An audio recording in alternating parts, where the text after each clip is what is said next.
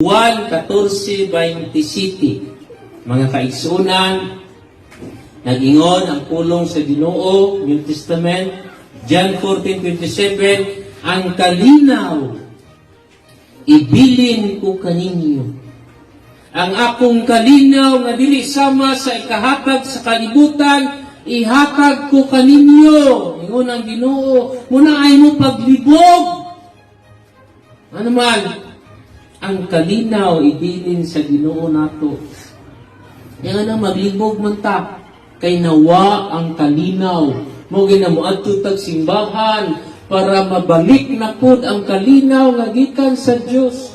The peace that passeth all understanding, muhatag kaninyo og katawhay sa una-una. Ang problema naara di na pirmi, pero kung ang kalinaw nga gikan sa Dios muanha ninyo, ang libog naara, pero di jud ka matam-an og palibog. Kay ngano man, maminsar man ka nga naay Ginoo, maminsar ka nga walay imposible sa Ginoo, maminsar ka sa kalinaw nga gikan sa Ginoo. Pilipos 4:7, og ang kalinaw sa Dios na dili matugkad sa tawo, manalipod sa inyong kasing-kasing og huna-huna diya sa inyong pagkahiusa kang Kristo Jesus. Ang kalinaw mo ay manalipod sa inyong kasing-kasing na di mo magsigi o patama o palibog. Hindi mo magsigi ka stress anang mga butang na posible di magani matabo. Kung matabo man yun, naara na solusyon pag-abot na sa sitwasyon. Pero sahay ang imong ipaliggan pag-abot sa sitwasyon, di ay madayon. Piti na nimong palibog. Pag-abot ang naglawa, di ay madayon.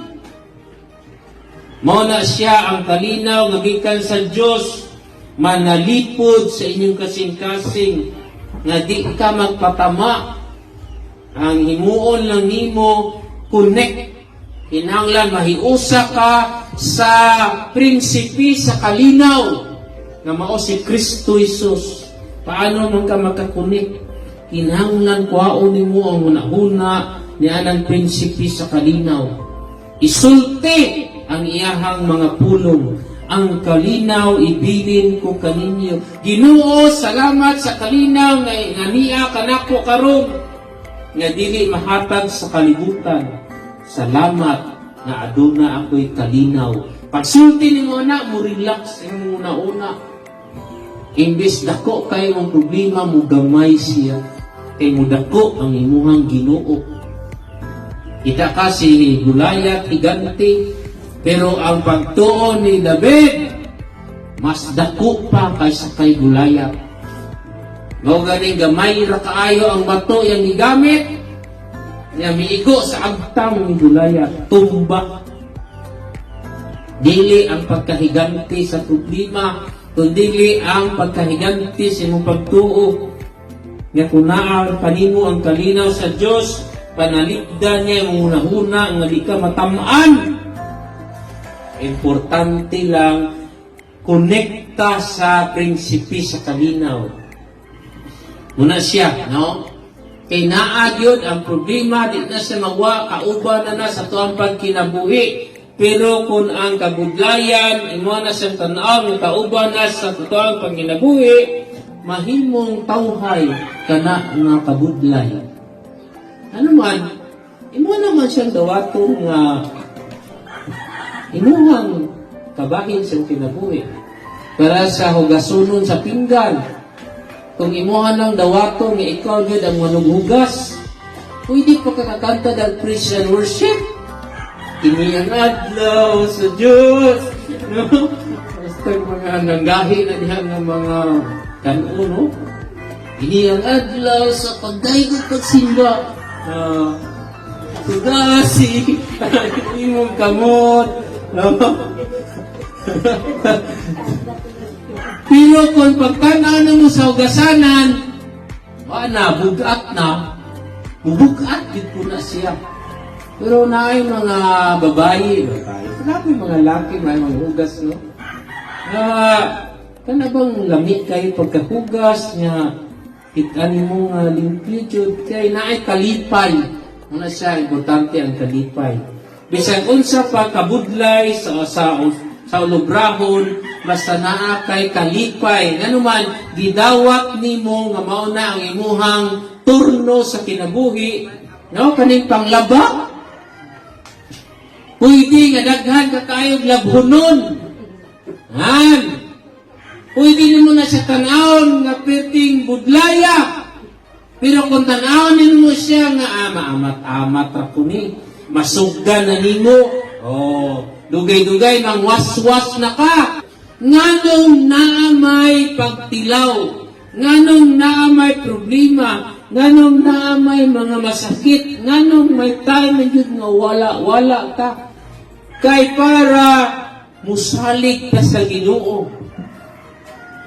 O para makagbuhi ka nga adunay pasensya. Atong timan-an sa 1 Corinthians chapter 10 verse 13. No? Ningon diha walay pagtilaw nga moabot ninyo nga dili ninyo masarangan. Nya lami kay ang Ginoo, God is able. Kay sa time nga mabutang ka sa tentasyon, tagaan ka niya o agianan nga makaguwa ka. Munang wimikir nga bag-o nga version. Ay mo pag-ingon nga natintal manggod. Ayaw. Unang Korinto 13. No? Diripot sa Santiago 1:13 nag-ingon. James 1:3. Gusto sa Ginoo nga mahimo kang malahutayon. Patient, pasensyoso. Mauna nga ang imong pagtuo sulayan. Kanusa man kasulayan. Kung ang imong problema pagka mabalakon, tagaan kaniyag sitwasyon nga mabalaka ka. Ang pagtuo, muguwa sa dihang muingon ka, dili ko mabalaka, dili ko maglibog, kung sa'y problema, kay naray solusyon ang Ginoo ni. Sufficient unto the day is the evil thereof. Di na ko magpatama pa. Kung naay problema, solusyonan. Masulbad na na. Pero pangutana imong pagtuo, padayon magyapon ka mutuo, padayon magyapon ka maglaom. Yan ang malintang nga kanta ka na. Faith that keeps me believing, faith that keeps me hoping, faith that keeps me standing despite of everything. Nasa kinabuhi, no? Adunay gitawag nga God's waiting room. God's waiting room. Lugar nga maghuwat ka kay didelay pa sa Ginoo ang sabat sa imuhang pag-ampo. But it does not mean na di-deny ka sa Ginoo. Lain ang no, lain pud ang not yet. Mga anak ninyo, kada dunay pangayoon, ihatag badayon ninyo ang ilahang ipangayo. Depende sa gipangayo. Pero naapoy mga bata nga ingnan ninyo nagdili, dili sa huwat lang. Kay mangutang pa ko. Muligid tayo ng bata. No? Nya kay miligid man, ginikanan mo ka, malatiguhan.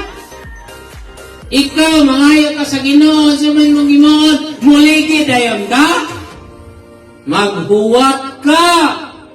O na ang Ginoo, na ay mga time nga not yet, dili usa.